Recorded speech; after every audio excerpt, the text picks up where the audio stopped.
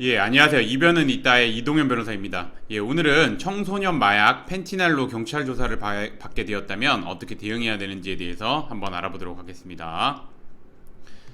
제가 이제 오늘의 주제를 선택하게 된 이유는 뭐 최근 이제 들어서 펜타닐이 좀 많이 이슈가 되고 있습니다. 뭐 드라마의 소재도 되긴 했었는데 예, 펜타닐 관련해 가지고 청소년들이 많이 이제 마약 사건에 휘말리게 돼서 이제 뭐 저한테 문의를 하시는 분들도 굉장히 많은데 그거에 대해서 이제 어떻게 경찰 조사를 받게 된 경우 어떻게 대응해야 되는지 뭐 그런 부분에 대해서 좀 설명을 드리고자 오늘의 주제를 선택해 보았습니다.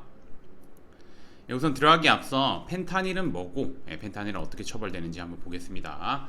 펜타닐은 아편을 정제해 만든 합성 마약입니다. 합성 마약이고 통증 전달을 억제하고 쾌감을 유발하는 것으로 진통 효과가 몰핀의 한 200배 정도 됩니다. 이게 되게 강력해서 좀 극심한 고통을 겪고 있는 중증 환자에게 의료용으로만 사용하고 있습니다. 의료용으로만. 그리고 이제 펜타닐은 마약류 관리에 관한 법률상 마목으로 분류되어 있고 이를 오남용하여 사용하면 10년 이하의 징역 또는 1억 원 이하의 벌금에 소지하는 것만으로도 이제 1년 이상의 유기징역에 처해지게 됩니다. 이 처벌 규정 정확하게 알아두셨으면 좋겠습니다. 그리고 굉장히 엄중하게 처벌된다는 거 다시 한번 말씀드리겠습니다. 그럼 오늘의 주제인 청소년 마약 펜타닐로 경찰 조사를 받게 되었다면 어떻게 대응해야 되는지 한번 보겠습니다. 펜타닐 패치 등 소지 사용으로 경찰 조사를 받게 된 피의자, 일반적으로 청소년들이 보통은 이제 펜타닐 관련해 가지고 펜타닐 패치를 뭐 녹여 가지고 이제 그거를 이제 빨대를 해 가지고 이제 흡입하는 뭐 그런 방법으로 진행이 되는데 대부분 뭐 허리 디스크 등으로 극심한 고통을 받아 뭐 처방받았을 뿐 뭐 펜타닐을 오남용한 사실이 없다고 변명을 많이 합니다. 뭐 제가 진행했던 사건들에서도 이런 변명을 하시는 분들도 있었고 물론 이제 객관적인 자료 있죠. 그래서 계속 보시면 수사기관은 공범자의 진술, 그 다음에 처방받은 병원 내역, 그 다음에 뭐 이런 객관적인 자료를 확보한 상태에서 조사하니까 섣불리 혐의를 부인하면은 더욱 엄중하게 처벌될 수 있습니다. 그래서 진술 방향 처음부터 잘 잡아야 된다는 거 말씀드리고, 따라서 이제 피의자는 혐의 모두 인정하고 기억이 나는 범위 내에서 사건 관련해 가지고 최대한 구체적으로 진술하는 반면 이렇게 좀 수사에 적극적으로 임해야 됩니다. 그러는 한편 그다음에 뭐 반성문이나 뭐 단원서, 정신과 진료 내역서, 이제 마약을 끊겠다는 정신과 다니면서 이제 마약을 끊겠다는 의지를 보여줘야 되고, 그다음에 이제 마약 퇴치 운동본부 뭐 프로그램 참여하고 있으면 프로그램 참여하고 있다는 거, 그런 것들, 그다음에 단약서, 약서, 뭐 이런 양형 자료를 준비해 가지고 재범을 저지르지 않겠다는 점들을 적극적으로 어필해야 됩니다.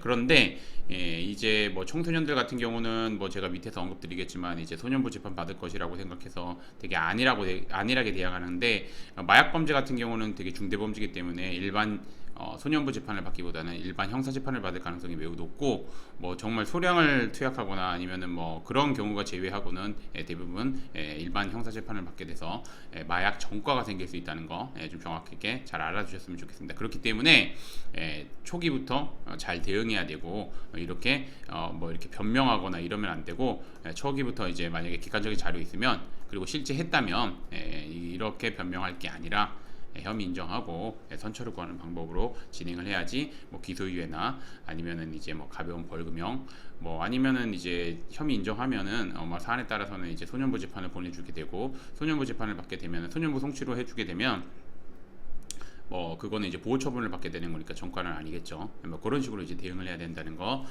그런데 그런 대응을 하기 위해서 혼자서 대응하는데 좀 제한이 되니까 아무래도 이제 변호사님 도움 받아서 진행할 거를 말씀드리겠습니다. 요거는 제가 진행했던 사건들이고, 보시면 향정 사건이고, 혐의 없음. 그다음에 요거는 향정 사건이고 교육기소 조건부 기소유예. 그다음에 요거는 대마 사건 기소유예, 교육기소 조건부 기소유예. 그다음에 요거는 이제 뭐 필로폰, 메스암페타민이죠. 필로폰, 뭐 매수, 뭐 소지, 그다음에 투약.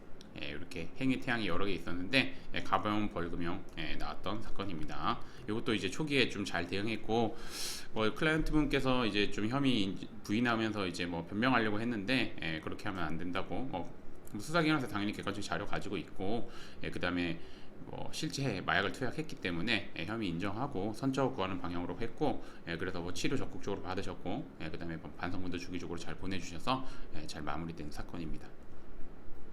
그래서 뭐 오늘의 주제를 좀 정리하자면, 청소년들의 경우 소년부 재판을 받을 것이라고 생각해 좀 안일하게 대응하는 경우가 있으나, 중대범죄인 마약범죄는 아까 제가 말씀드린 것처럼 일반 성인들과 마찬가지로 형사재판을 받을 게 될 가능성이 매우 높고, 그 다음에 형사재판을 받게 되면 엄중한 형사처벌과 함께 정과도 생긴다는 거 잘 알아두셔야 됩니다. 마약은 초기 어떻게 대응하느냐에 따라서 결과가 확연하게 정말 달라집니다. 그래서 초기부터 적극적으로 대응해야지 원하는 결과 얻을 수 있습니다. 그래서 뭐 제가 말씀드리지만, 다시 한번 말씀드리지만, 이제 변호사님 도움 받아서 초기부터 진술 방향 제대로 잡고 필요한 자료 준비해 가지고 선처를 받는 방향으로 진행하는 것이 바람직할 것입니다. 물론 이제 억울한 경우도 있을 수 있는데, 대부분의 경우에는 공범자의 진술이나 뭐 이런 여러 객관적인 자료가 있기 때문에 억울한 경우는 매우 드물다고 보시면 됩니다.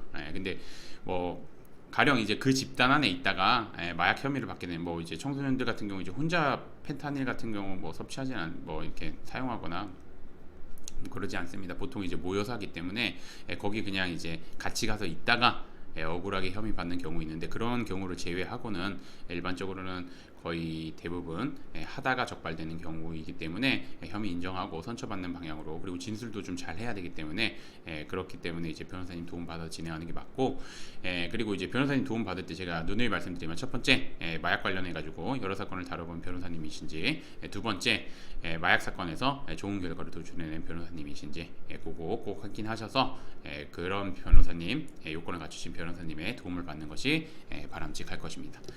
오늘의 주제는 여기까지 마치겠고, 저는 이변은 이따의 이동현 변호사였습니다. 감사합니다.